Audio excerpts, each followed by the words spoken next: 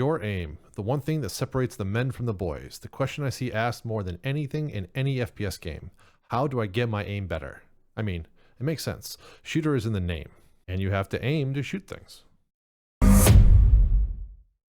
The issue is I've never had a solid answer to that question, besides maybe play more and do a lot more T-Hunt, which are still appropriate responses, but they're limited. Limited into taking consideration where in the gaming journey the person asking is. Are they new to shooters? Are they transferring to PC? Have they been playing FPS games for a couple of years? Or are they someone who's been playing shooters since Star Wars Dark Forces back in 1995? Now, I use my own example not as a flex, because honestly my aim is decent at best, but familiarity with a mouse and keyboard is a long-term relationship for me. In this video, I'll be going over some ways I've tried to improve my aim as a FPS veteran. But take it from the perspective of someone who has played shooters for 2.5 decades and understand that your improvement will likely be different than mine. And while I don't have any friends who aren't long-term PC gamers, I see an aim trainer to be the perfect tool to assist both new players and people transitioning from console. If you've never used one before, and regardless of where you are now, I believe an aim trainer will improve your aim. Now, I've seen many pros and streamers talk about using aim training programs such as Kovacs and AimLabs, and being asked about it myself a couple times on stream, I decided I should give it a shot and see what results come out of it. I decided to go with AimLabs because A, it's free, and B, it directly supports Siege inputs. If you put in your sensitivity directly in game, it will translate one-to-one of what your Siege sense will be.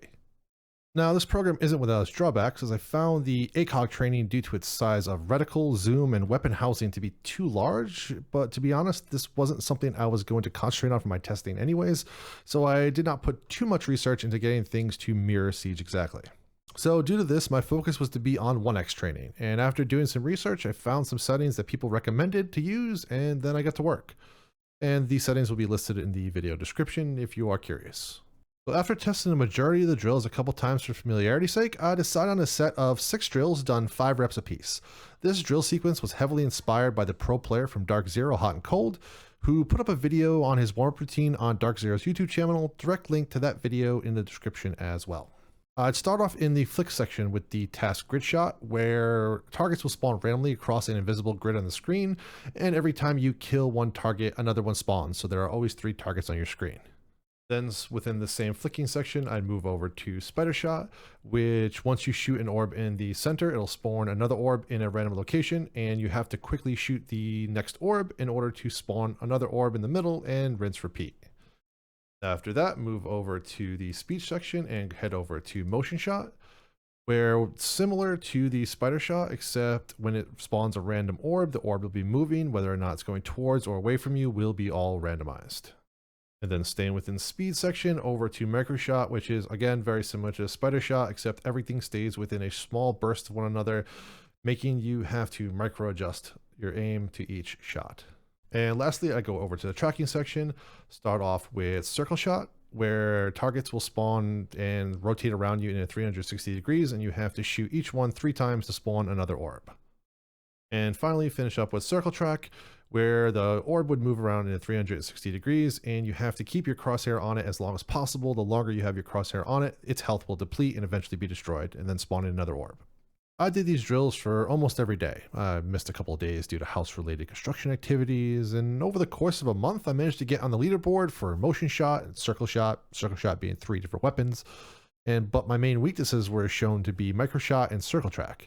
Now, leaderboards wasn't the goal of this whole process. It was just kind of a friendly reminder of where my stats line up against the rest of the people who would perform these drills. When I started, I was first judging myself by the number of times I was missing targets, mostly focusing on precision rather than speed. But as I got more comfortable and my precision was where I wanted to be, I began to increase the speed and start focusing more on score, trying to get myself in the leaderboard while keeping my misses to the minimum. I was also taking a look at my weaknesses. I noticed that when targets spawn low and to my right, I missed those targets at a much higher frequency than other targets. So now this is something I'm actively working on correcting. Each person will have different strengths and weaknesses. For example, I had ETH try out AimLabs and he realized that he was over-aiming, so spending valuable time adjusting causing his time to target to be slow. Use the knowledge that's gained by the increased number of reps that these trainers provide to discover your weaknesses and then work on adjusting to fix them. So while this process was going on, I was also actively monitoring my tendencies in game, and I noticed some positive and negatives to my Siege game. In terms of positives, I noticed my ability to flick to targets was much more consistent, landing me some kills I feel I never would have gotten previously. And I felt my 1x aim in general was far more solid and consistent. On the negative side, I felt my ACOG aim was a bit more, how do you say it, flaily, as I felt far less confident. This had a side effect of making me much more confident as a 1x player now rather than ACOG, which was my typical for the entirety of my Siege career.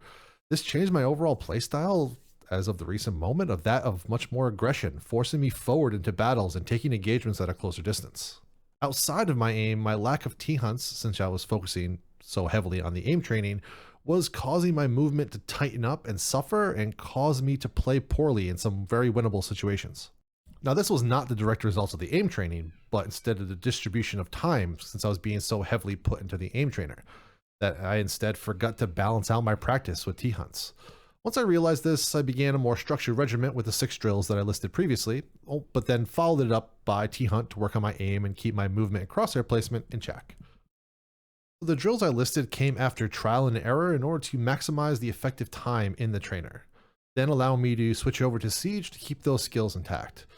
That would be the one tip that I would give you if you're starting this process, and this is regardless of game.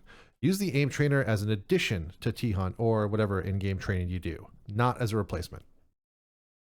So for the month of using an aim trainer, I increased my 1x aim and comfort, became a more confident and aggressive player, and although I slightly decreased movement and crosshair placement during the time, but I recovered once I realized why. I gained a solid warm-up for each play session with more reps than I could possibly get from T-hunt. And based on those points, for any skill level, I highly recommend incorporating an aim trainer into your routine. My only wish is that they incorporate one directly into Siege instead of having to use a third party. I hope this kind of information assists with your progress through the Siege ranks. And as always, my name is Jpeasy. Take it easy.